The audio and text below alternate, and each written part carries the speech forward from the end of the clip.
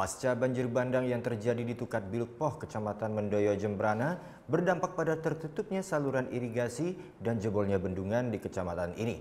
Akibatnya, para petani pun terancam tidak bisa menanam padi pada tahun ini. Banjir bandang yang terjadi di Tukat Bilukpoh pada 22 Desember silam tidak hanya berdampak terhadap kerusakan rumah dan putusnya saluran air PDAM, namun juga merusak saluran irigasi milik Subasawa, Desa Penyaringan Kecamatan Mendoyo Jembrana, serta bendungan Gintung yang berada di lingkungan Munduk Desa Penyaringan. Akibat kerusakan tersebut, sawah milik para petani di desa itu tidak bisa teraliri air dari Tukat Bilukpoh. Ada air sekarang. Ada air, Pak ya? Ada air sudah. Sejak kapan, Pak, ada air, Pak? Dari habis pelabar ini, banjir bandang. Terus sawah Bapak sendiri sekarang sudah ditanami padi, Pak? Sudah umur 1 bulan padinya.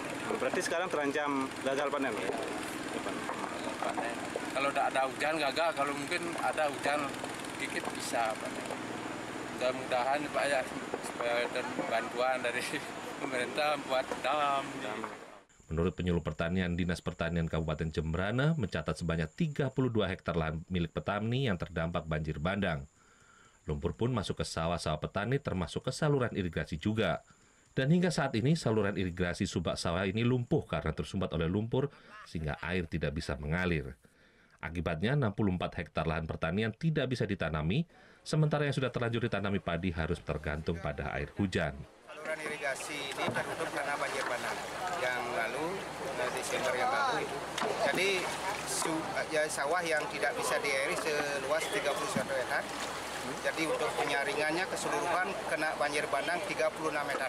Untuk membantu mengatasi persoalan ini, puluhan personel dari Kodim 1617 Jembrana mulai membuat bandungan sementara. Saya selaku Komandan Kodim yang mempunyai tugas tanggung jawab di bidang ketahanan pangan, lamar ini bisa untuk persawahan, sehingga saya membantu. Kita libatkan satu alat berat yang kami sendiri, Kodim sendiri yang berupaya, dan melibatkan kurang lebih hampir 50 personel TNI dan masyarakat. Kita akan membuka saluran irigasi yang tersumbat.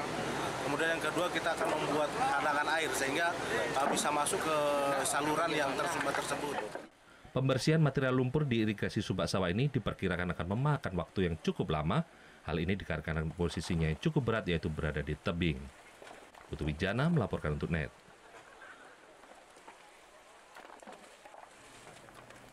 Oh yang beneran?